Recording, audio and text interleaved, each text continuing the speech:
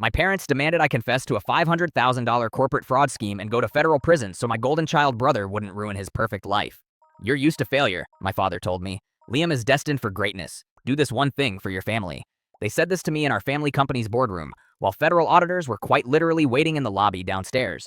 That was the exact moment I realized I didn't have a family. I was just their insurance policy. It all started when Liam called me in a panic. I was the overlooked middle child, the guy who settled for a quiet career in IT, while Liam was being groomed to be the next CEO. He had the country club membership, the luxury car, and a beautiful fiancée. I had a modest apartment and a cat.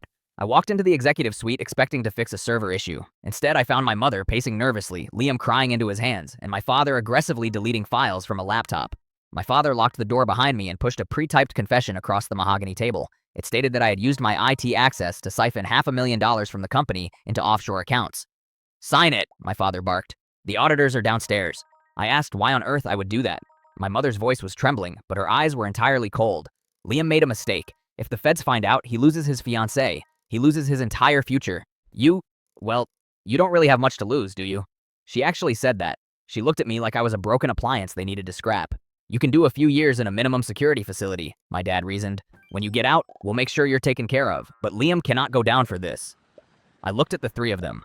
My whole life, my accomplishments had been pushed aside for Liam. My college fund paid for his extravagant lifestyle. But this? Asking me to throw away my freedom so the golden boy could keep playing golf? It was the most liberating disrespect I had ever experienced. I didn't yell. I just laughed.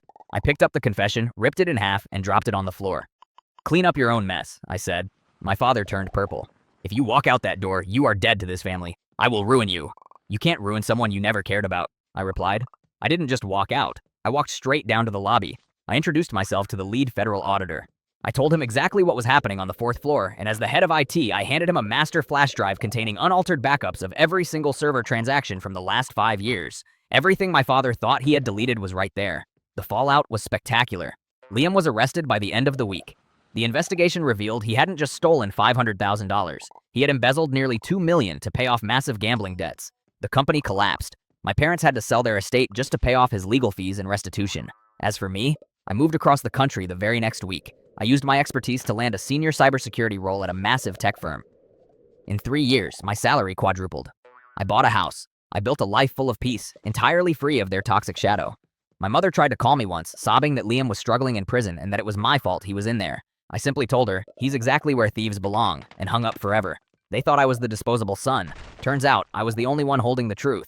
Would you have turned them into the feds too? Or do you think I should have protected my family?